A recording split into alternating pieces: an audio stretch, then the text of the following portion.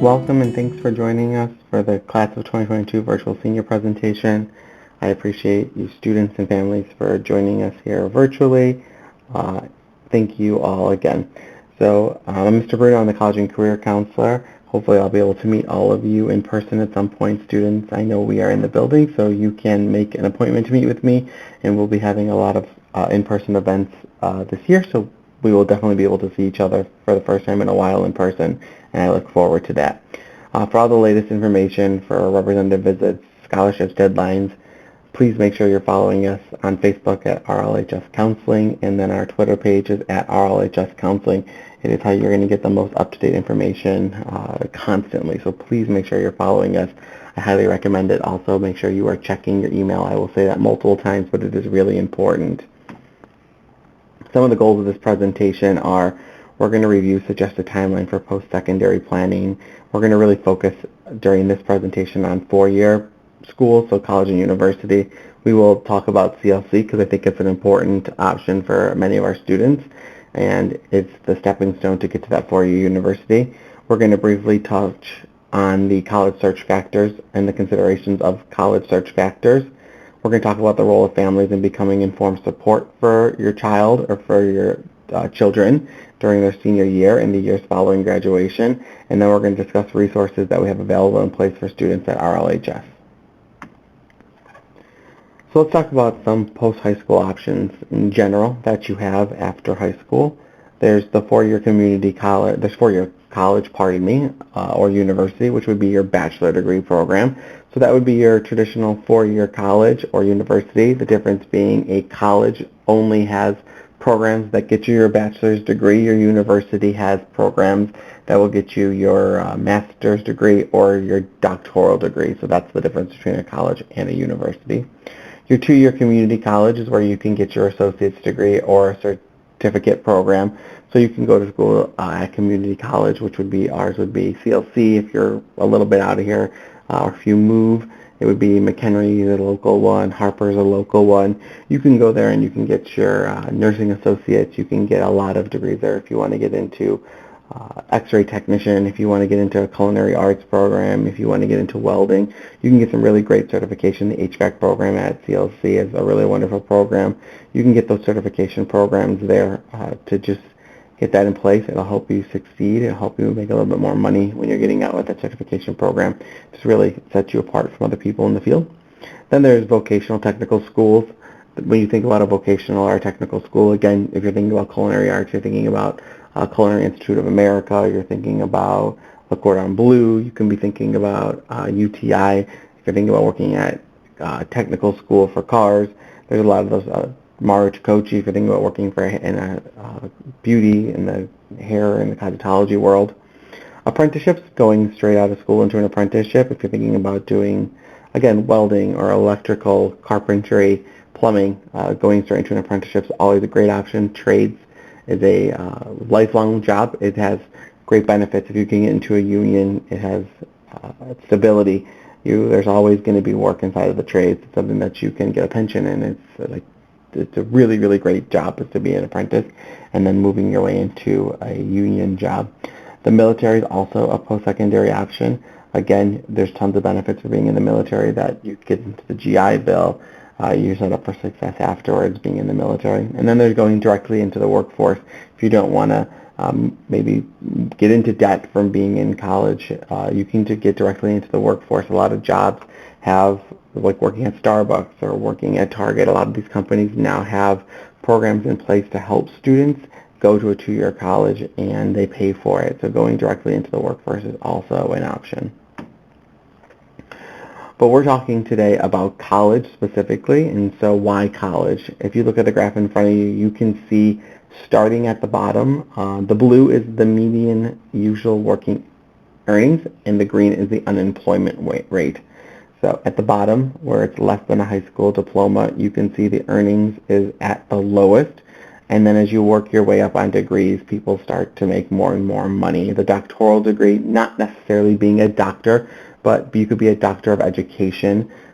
You make more money, and then you see the green on the right column at the bottom, less than a high school degree. It's higher. the unemployment rate for people with less than a high school degree is higher than those with a doctoral degree. The more professional of a degree you have, the more desirable the position is. There's a lot more positions.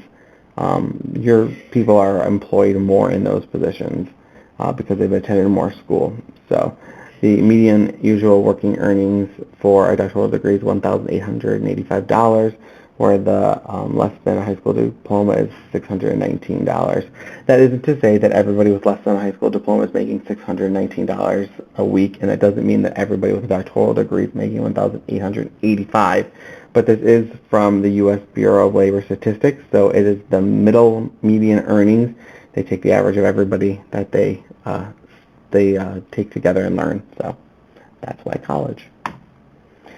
So when do we start? When do we start this? It's now. That's why we're doing senior week this week. You need to start thinking about college. You should have been thinking about college the last 4 years.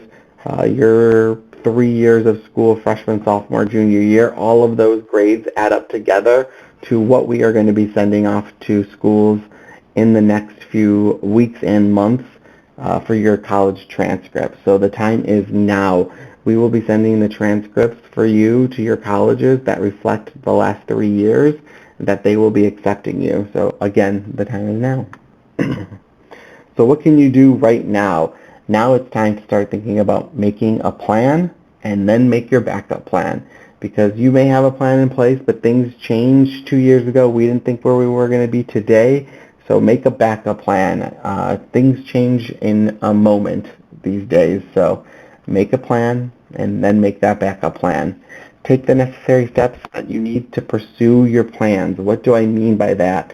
If you want to go to University of Whitewater, you need to figure out what the requirements are to get into University of Whitewater. We will talk more about that in the next few slides and in the next few weeks, but briefly, if it means that you need to get the application done and you need to get a transcript in and you need to get a fee waiver in, then you need to take those steps in order to get the full application packet into University of Whitewater. You can't just want to go to University of Whitewater and assume you'll be there without doing any of the work. So how do you gather that information? Well, you talk to people, like your counselor, like the admission representative. You attend events. The University of Whitewater will be at our school for the application event in a few days. They'll be at our school for representative visits in the College and Career Counselor. Things like that. That's really great ways to get your face out there to meet the admissions representative. Things are different from maybe when a sibling, if they're a little bit older than you, went to school, or when I was in high school. The admissions representatives that come into the building now are the admission representatives that are looking at your application as students. So when you meet the admission representative, either virtually or in person, when they look at your application, they remember who you are. And the moments you spend with them go a long way, because when they see you in person and they get to know you, when they look at your application, that gives them a memory of who you are. So you want to attend these events. Submit all the necessary items. Like I just said, you need to have those items in order to fully submit your application. Constantly be checking your emails, your voicemails, any text if you give them that information. Everybody has an iPad. If the school gives them to you, don't say you didn't know. Don't say you didn't get an email because you didn't have it set up. Make sure you have a personal, professional email, not just a school email. If you are applying to colleges, you should have a separate email set up, because eventually you will no longer have your Round Lake email. When you graduate, your Round Lake email shuts down. You will still want to have emails being sent to you outside of just Round Lake. So set up an email. If your name is Johnny Smith, you would want to maybe set up a professional email like jsmith6523@gmail.com, and then you can use that email into the future. Stay the course. This is a lot of work and it's going to feel overwhelming. You have not been in the building for a year and a half. We understand that. You are now officially back, but we are officially back with you. We are happy to help you. Stay the course. Do not give up because it gets stressful. Use us as your resources. We want to help you. The college representatives want to help you. Your family, if they're watching this with you, they want to help you. We have a lot of support. Even if you don't feel like you have a lot of support, I promise you at least you have me, because I want to help you.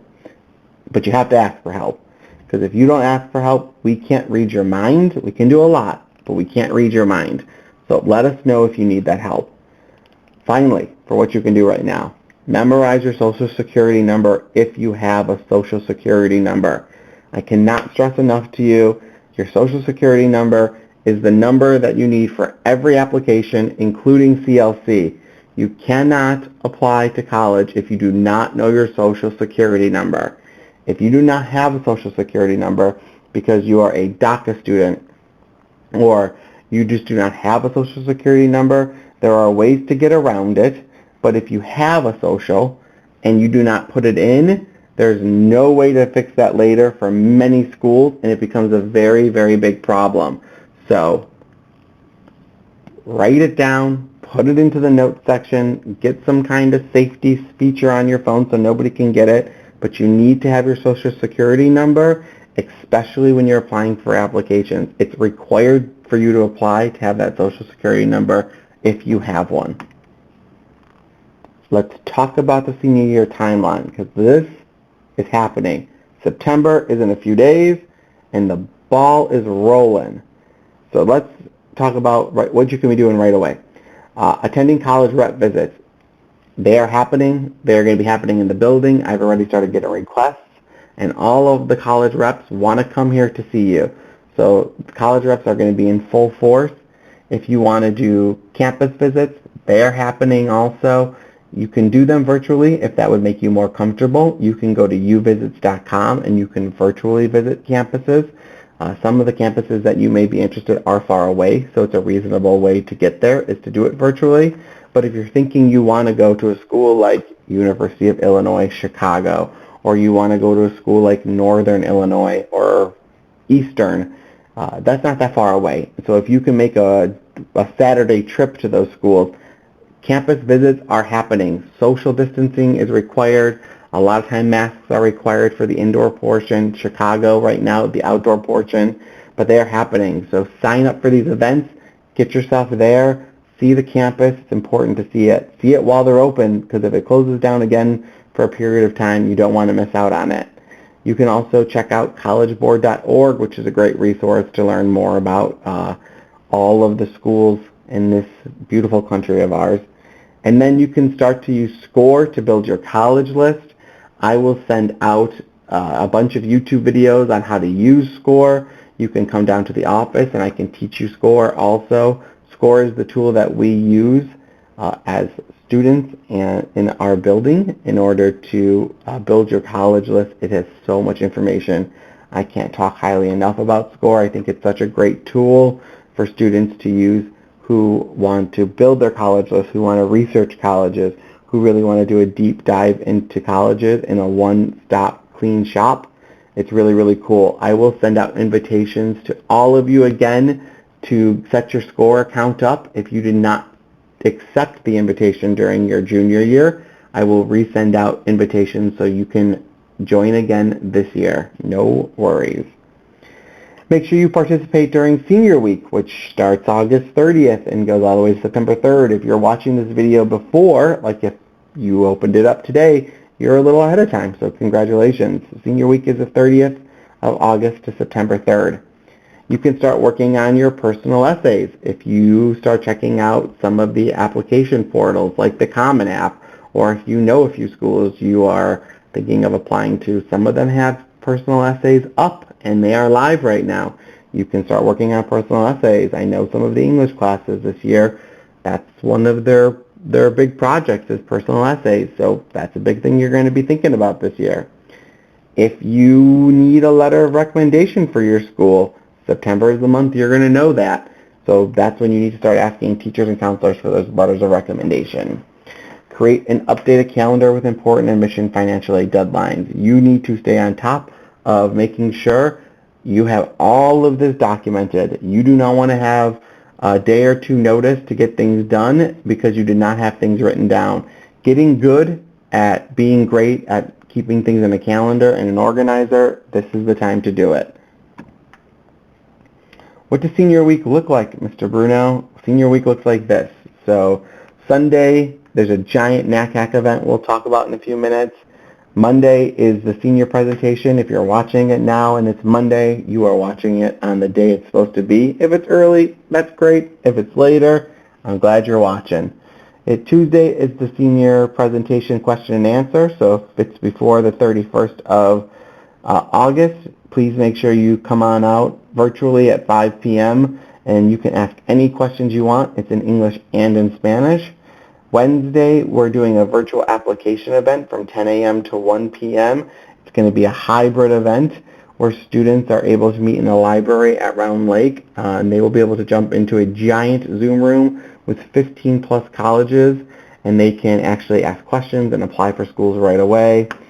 During third period on Thursday, there'll be a second part of the senior presentation, live and in person, just for students, because we're going to deep dive into the fine details of the application. So that will be for students, live and in person.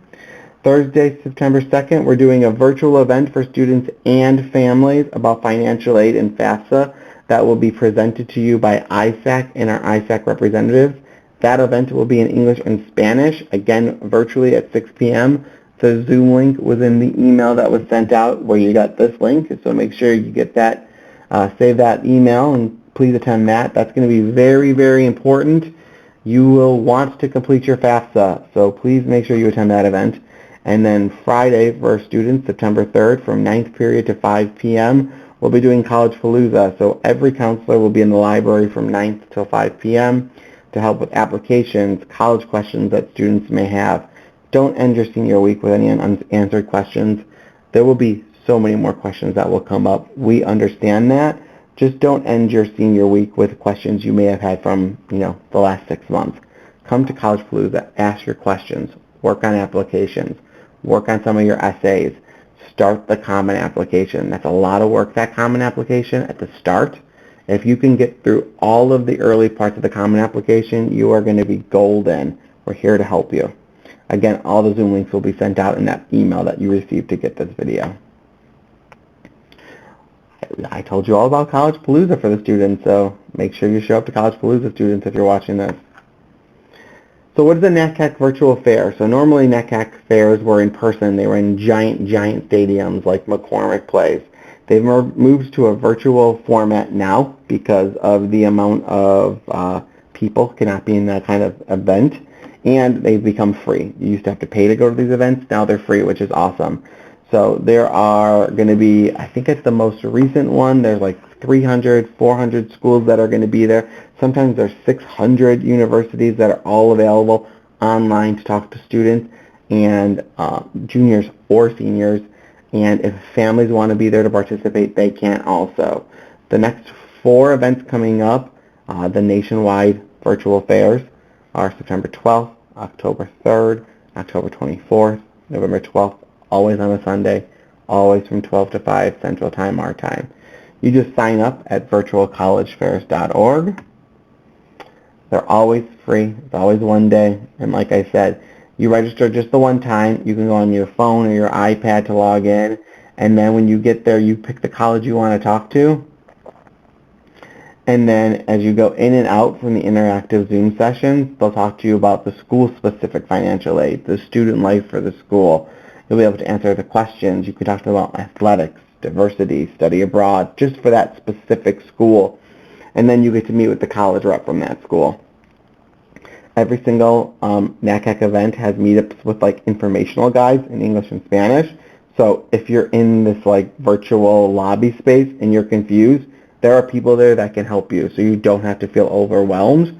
But like I said, it's nice because we get a lot of schools that come to Round Lake, but some of them that maybe we do not get, if you still want to meet with them, this is a great place to go and it's free. So moving from September to October, what can we do in October? October is a huge month because it's when the FAFSA opens up. For students who are planning on applying to the early application deadline, that early application deadline is November 1st. So November 1st is when you need to make sure you have your application in if you are doing the early application deadline. The early application deadline is the best chance of making sure if you're looking to get into an honors college, or if you're looking to get into some of those like really, really difficult colleges to get into, those more selective colleges, University of Illinois, Champaign-Urbana, any of those and above, you really want to get into that early application deadline time, which is November 1st. You should also have your college list finalized in October, and we'll talk more about that college list in a little bit. Start filling out your FAFSA. That's October 1st. The first day you can complete the FAFSA as a senior is October 1st. So do not start completing your FAFSA today, or you'll be completing the wrong one. But on October 1st, you can start to complete your FAFSA. We always do the FAFSA as a FAFSA Fest at Round Lake on the first Friday of October. This year, the first Friday of October is Friday, October 1st. So you don't even have to wait for FAFSA Fest because October 1st is that first Friday. So we will give you way more information as we get closer to October 1st on what FAFSA Fest will look like. And I'm saying a lot of F's for FAFSA Fest. But FAFSA Fest on Friday will be more information to follow. So please make sure that you keep an eye out for that because we will be a limited event.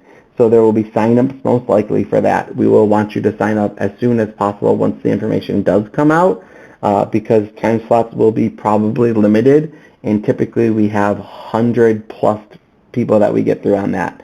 You will want to sign up, I promise. You will want to complete the FAFSA.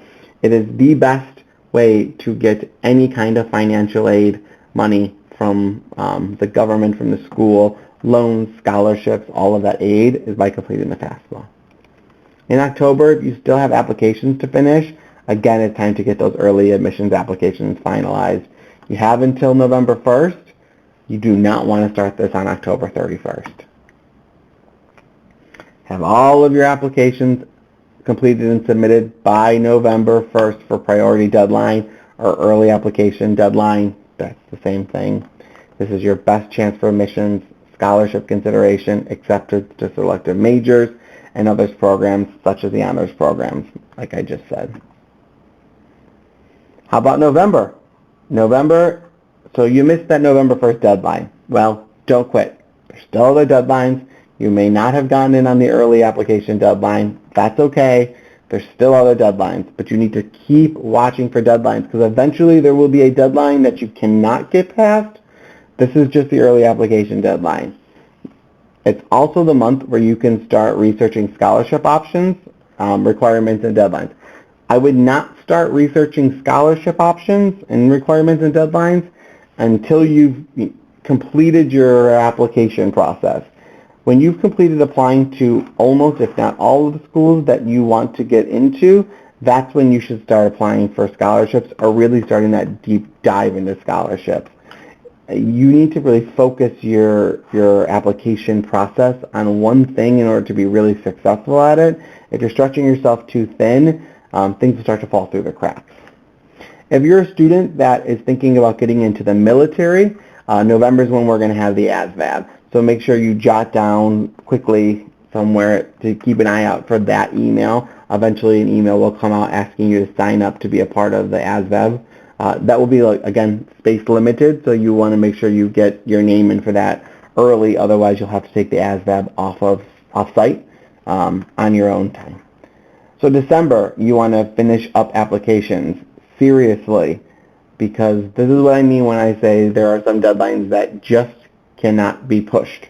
So watch for deadlines of December 1st, 15th, and the 31st. Those are 3 deadlines that are like major deadlines, and some of those dates are the not pushable dates. So some of those are like end dates where if you do not get your application in by December 1st, 15th, or 31st for some colleges, then you no longer are eligible to apply for next year fall, and you would not be able to go to that school until the following year. So keep an eye out. That's why keeping a journal or a calendar is really important to have that application and information written down. Continue working on scholarship applications. Now you applied everywhere. You're past that date. Most local scholarships start opening up at the end of December, although last year things were pushed much further back. I wasn't starting as your college and career counselor to get scholarships in until January, end of January, February, and then they were getting posted all the way through the end of the year. So I promise you, let you know when scholarships are available, especially local scholarships. That is something I'm very passionate about, is making sure that as many local scholarships are won by you as our students as possible.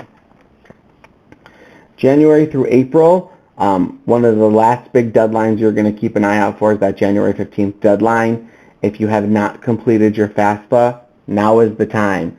FAFSA is a bucket, like a big pool, imagine, and the water is in the pool. As more people jump into that pool, the water starts to go over the edge. Eventually, the water goes from being all the way to the top to not too much water. That is the money in that FAFSA bucket.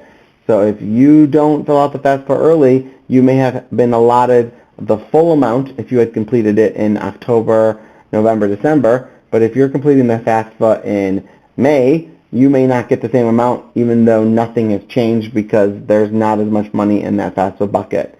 You should complete it as soon as possible. I know life is busy and I know there's a lot going on, but you have tons of resources here to help you with it. So please get your FAFSA completed early for your best shot at all of this extra help that you may be able to get. Keep your counselors in the loop on how the process is going. If you let us know what you need and how it's going, we can continue to help you.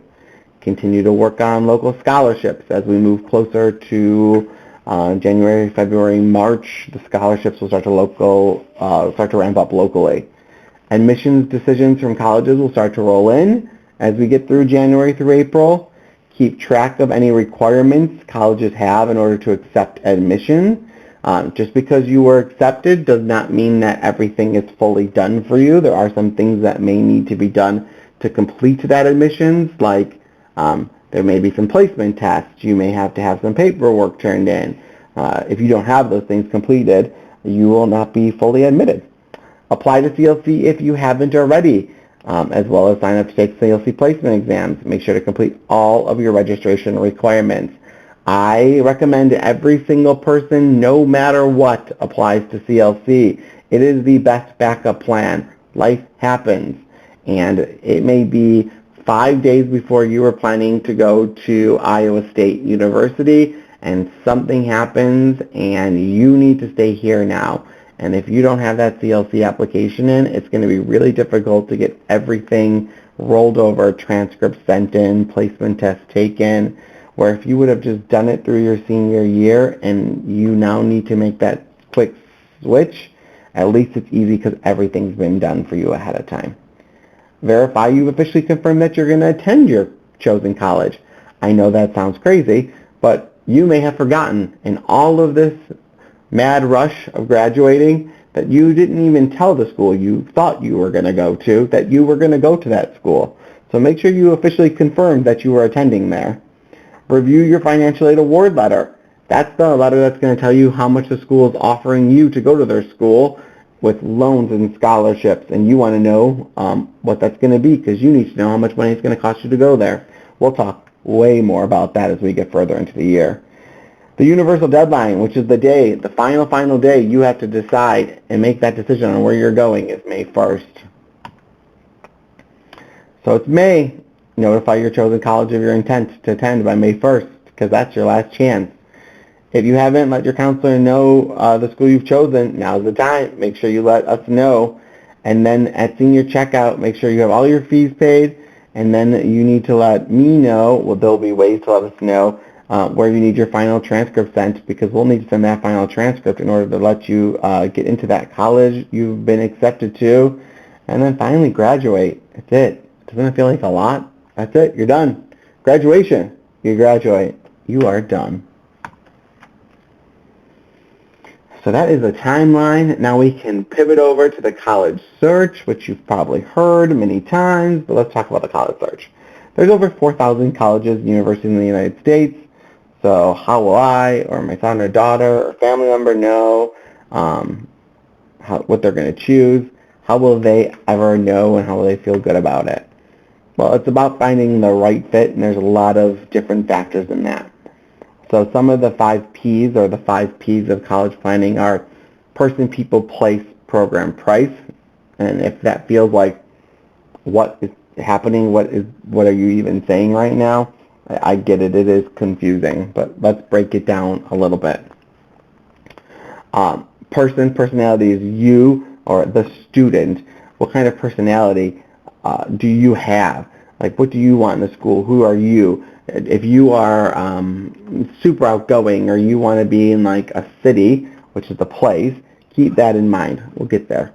People. Who will you be going to school with? Place, the size of school, type of school, geographic location. That's super important. Size of community. The program, academic major, minors. And then price, actual cost of attendance. We're going to go pretty deep into price in a few slides. So people, personality, place, program, they all tie into each other. Again, if you're the kind of student that loves being, if you're super outgoing, you want to be in a big city, you want to make sure that the school has a nursing program, UIC is a great school for you. It's in the city, it's a big school, has a great nursing program. If you're the kind of student that does not want to be in a big city, you don't want to be in a nursing program, then UIC, they have a lot more programs than just nursing. But if you don't want to be in a big city, then UIC is not a great option for you. It's downtown Chicago. It is literally in downtown. So I would put that in a different bucket of choices for you. You have to think about these things because it needs to be the right fit. Don't go to Western Illinois if you don't want to be in a rural area. We have to think about these things when thinking about what's the right school for you. When you get through all of those, then you need to think about price. Don't rule out a school initially because of the price, because there's the sticker price, which is the price it says on paper. And then there's the net cost, which is like that all-in price, which is the total cost of attendance, tuition, room and board, books, fees, transportation. That's the net cost. But when we look at all of that, we have to factor in what financial aid and scholarships will bring to the table. So when we're talking about financial aid and scholarships, there's an eligibility factor that also needs to be considered. So if you are an eligible citizen, then you, when completing the FAFSA, will find out how much money you may be eligible through the Pell Grant and the MAP grant. Combined, if you got the full MAP and Pell, you're talking $11,000-ish, $12,000-ish dollars you could be receiving in MAP and Pell Grant money if your family was eligible for that, which takes off a lot of money. I know a lot of our students in years past have received, at CLC, they can go for free. And there's a lot of more local public schools where that money goes a super long way too. That money going to a school like Bradley, where it's $30,000, $40,000, just is a little bit of money off of that big chunk. So it's important to think about. Our non-U.S. citizens, our DACA students, are not eligible for that federal or state money. There is the RISE Act, so there is a little bit of money. They are actually eligible now for that state money. They're eligible for that Pell money, but they have to stay in the state. So you cannot get the RISE Act and then move to a different state. So that's important. But they still can get institution or private grants, and they are still eligible for scholarships. We will go very much more into detail about this during A, the ISAC presentation in a few days, and B, we will go way more into this as we get further into the application and the financial aid process. Let's talk about a little bit about the financial aid. Again, we'll do this as a brief overview, but we'll go way more into this. ISAC will go more into this, and then we'll talk more about this later. There's two free buckets, a work bucket, and then the you have to pay it back bucket. So the free bucket is grants and scholarships. So the ones you really want, everybody really wants, is grants and scholarship. That's money you never pay back. That's the good kind of money, the money you don't have to pay back. Grants and scholarships is money you can get and apply towards your school, and you never have to pay it back. Federal work study is work you do through the school, provided by the school, that you get paid for, that you don't pay back because you are working for it. That can be applied towards books in school. It's working a school job. You may work at the mailroom or the front desk or the lunch line. You may work in the library, and you get paid for it, and they work around your schedule as a student. It's good work. It's not the hardest job. It's really reasonable, but it helps you go towards your tuition, which is really nice. And then there's loans, and those are the ones that you do pay back. And there's interest, and a lot of the times those loans don't start until after you graduate, but it depends on which kind of loans you get. There's the loans that are just for students, which typically max out at $5,000, and then after that the students are going to need a parent or a guardian to sign off on the rest of it. So if you're thinking about a school like Bradley, in my example, that's $30,000-$40,000, you're talking about asking your parents to take out, or guardians to take out $15,000-$20,000 in loans with you. And those student loans never can disappear. They don't go away with a bankruptcy. They don't go away. They follow you, and they follow everybody that's on them. All of these are competitive, and all of them require an application like your FAFSA. Scholarships require applications. If you want to figure out briefly or get a close idea of what you may receive, you can go to the FAFSA forecaster, just Google it, or you can go to FAFSA.gov, and that's where the FAFSA forecaster is. You will not do your FAFSA until October 1st. Do not do it now, please, because you'll be doing the wrong one. Do it after that. Some other things to consider about college is if you or your student has a learning disability, there's a choices planning event on October 26, 2021. This year it will be hosted by Stevenson.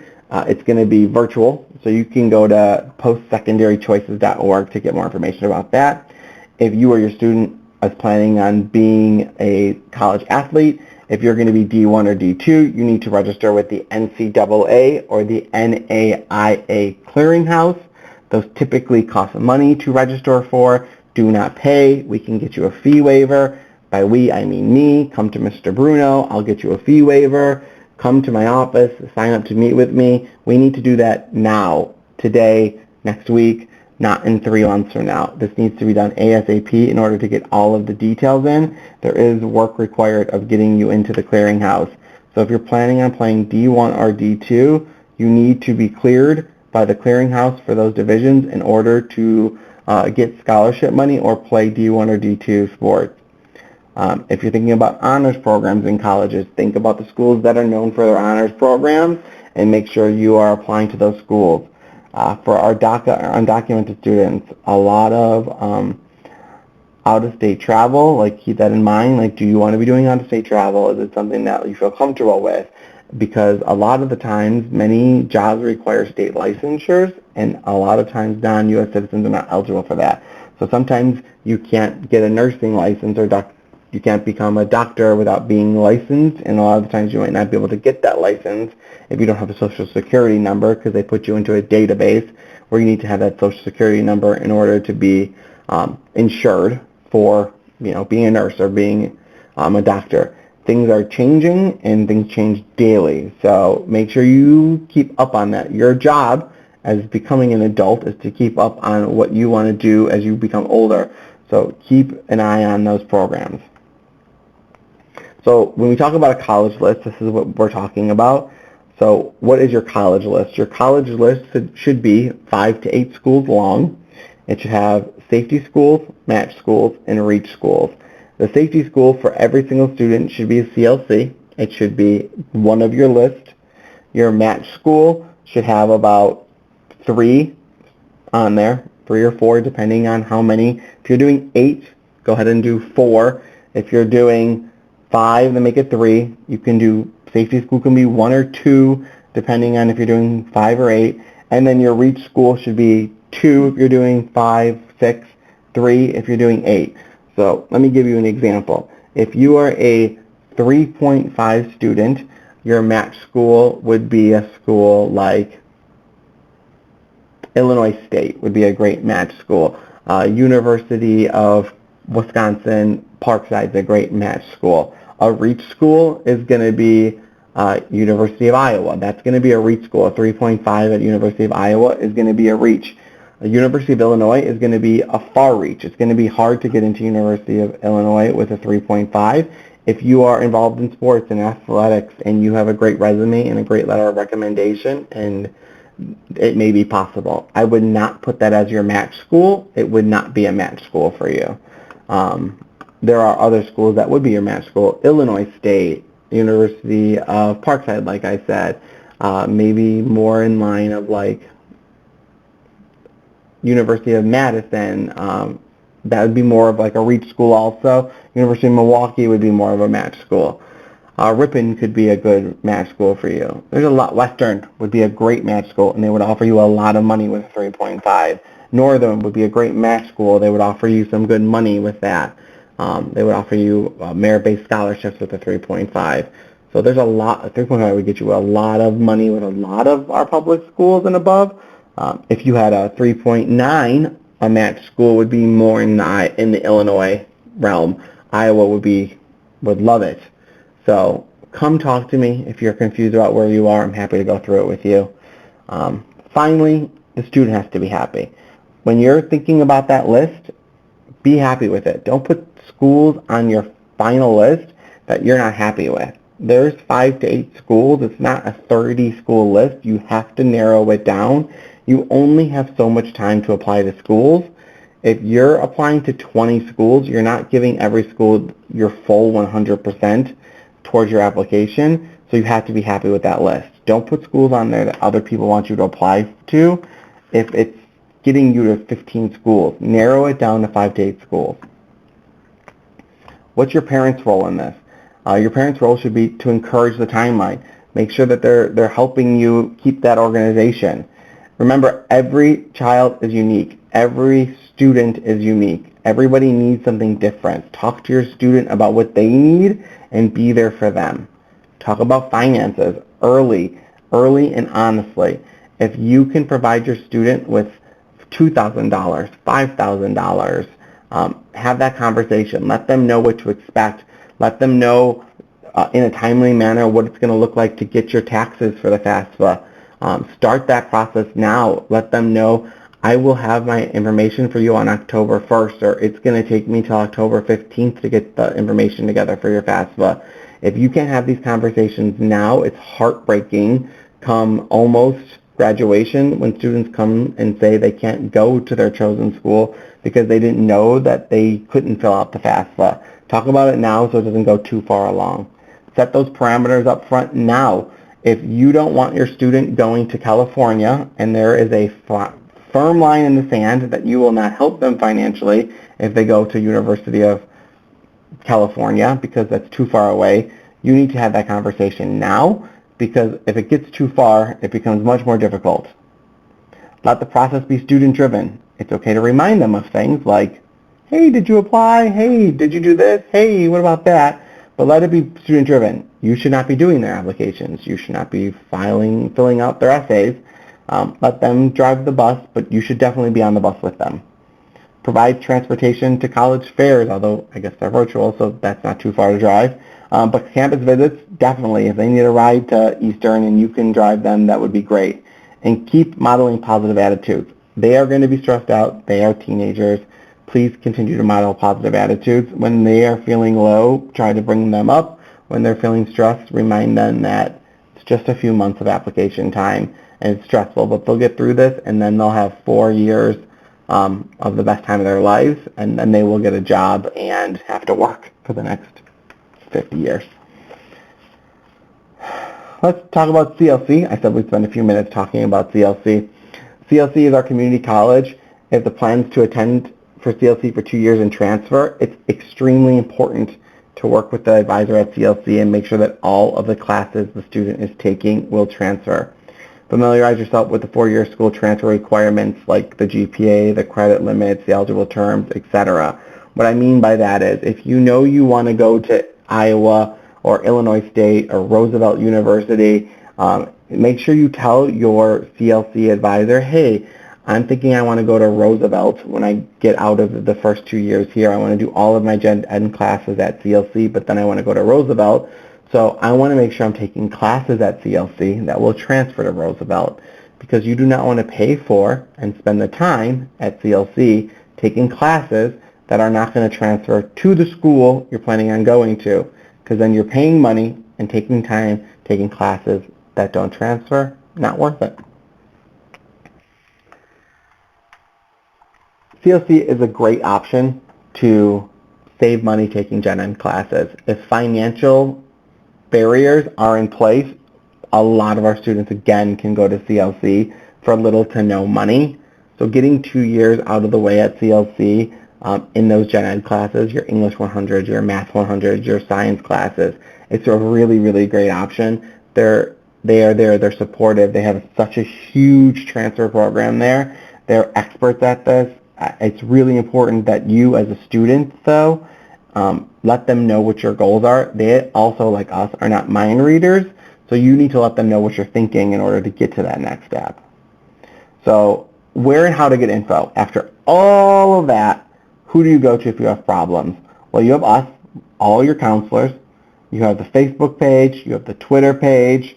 The counseling caseload changed since you were freshmen, sophomores, and juniors. So check it out. It's all over the building. You can sign up on our Calendly pages that are posted all over. Sign up to meet with your counselor. Scan their QR code. Make an appointment. You can shoot us an email. I'll leave this up for a second. Families, you can send an email. Give us a call if you need to talk to a counselor.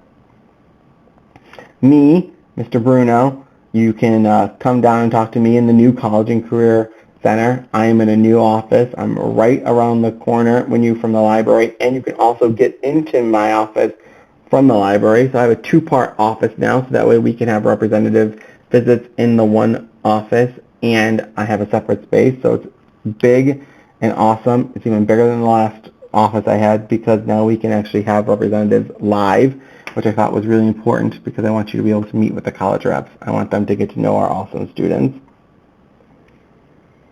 How else can you get information? Again, from these college admission representatives when they come here. They will be back, tentatively, because they are back. Hopefully nothing changes that. But they are back as of now. They're coming into the building. The college rep visit sign up should go live in the next few days. As long as you give us 3 days before to sign up, you'll be able to sign up to come. Reps have the option of doing it in person or virtual. Even if they do a virtual visit, you as a student will come down to the College and Career Center.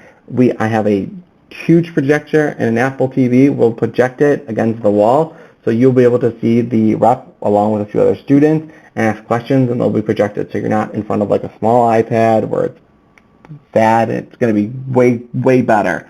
I promise it's going to be cool. There's also, for people that have questions about military, the military recruiters from each branch will be in the cafeteria once a month. If you don't want to wait until they are in the cafeteria, if you want to talk to them sooner, you can contact me and I will put you directly in contact with them. You can also go to the RLHS counseling page, which I'll show you in a few seconds, and there's a tab that says military on our counseling page, and I put the most up-to-date contact information for all of the branches and our local recruiters directly on that page. You will be able to reach out to my new friend, Melanie Sandoval, who will be our CLC College Navigator this year. Melanie is starting and will be in her new role in early September. Melanie is going to be working with RLHS students from completing their CLC application all the way through providing academic advising and assisting to students enrolling to CLC. Instead of students needing multiple CLC staff members guiding them through the process, Melanie will be their first and full circle support while as an RLHS student. Melanie's bilingual, which is really important also, and Melanie is just all around awesome. I'm really excited that Melanie is going to be joining the CLC/RLHS team. She will be working alongside me in this office about 30 hours a week. We're going to be lucky to have her around. CLC is doing a great job in investing the time and having somebody inside of the building at Round Lake 30 hours a week to really help support students getting from point A to point B that want to go to CLC. We also have my good friend Alexis Alvarez from ISAC. He will be here to support us. He'll be doing virtual presentations. He'll be doing in-person presentations. It says he's doing virtual office hours, but he's actually positioning himself to be doing in-person office hours we talked about, which is exciting. So he will be doing in-person office hours. I will get out his Calendly link soon in an email to students. What that means is once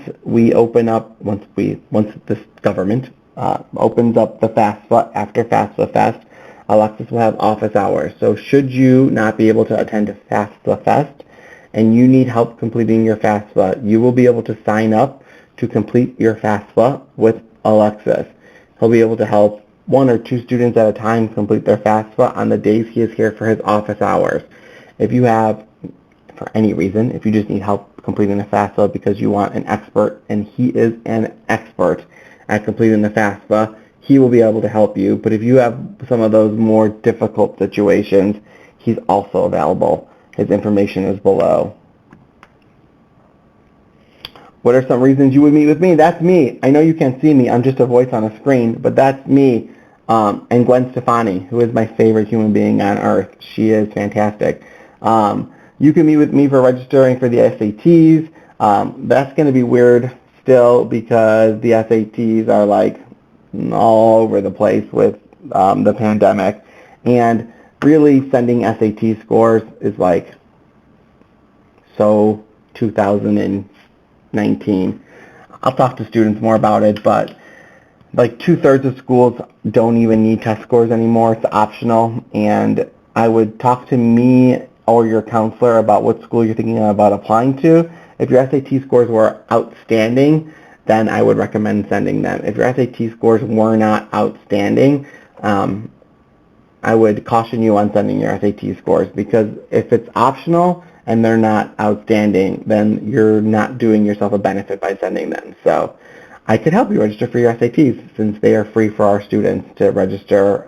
They will most likely be off-site because we will not be having the next SAT until it's required, and that won't be for a while. Assisting you with your college search, I'm always here to help you with that, like using SCORE or Parchment to send applications, completing applications, getting those fee waivers. You should almost never pay for a college application. I used to say never pay, and then there was 1 or 2 colleges that don't take fee waivers, so I had to change it. Writing a personal statement or essay, I'm happy to help you with some prompts, and I can help you edit.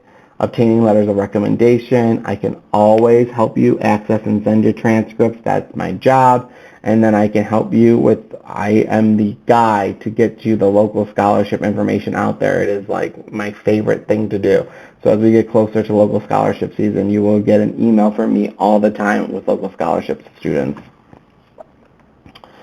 When you go to the main RLHS page, you will see it says Student Services on the right. It drops down to Counseling. You click that and it opens up the Counseling page. All of the information on the Counseling page is updated, so you can find more information about us on that Counseling page if you need to find out more information about us. Again, I'll just keep plugging it because it's where I put the most up-to-date, quickest information like job postings, scholarships. Anything that's coming through for events is our Facebook page, RLHS Counseling on Facebook, at RLHS Counseling on Twitter.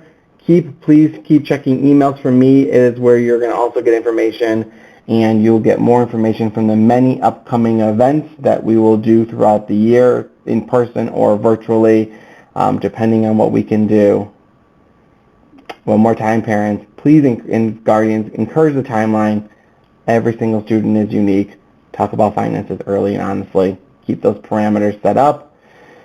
Remember, the process needs to be student-driven. Remind them you're on the bus, don't drive it. Provide transportation to campus visits. Model positive attitudes. Now, let's talk about how we're going to do questions, because clearly you're watching a video. We're going to do a question and answer session, like I said earlier. That'll be Tuesday, August 31st at 5 p.m. It's going to be virtual.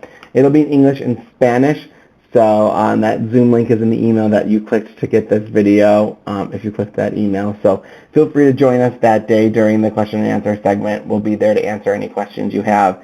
It has been really an honor. Thank you for watching. If you watched this whole video, I appreciate it. We are here, all of us as counselors. I am definitely here as a college and career counselor to help you and your students get from here to their next phase and then wherever they go into the future. So thank you so much.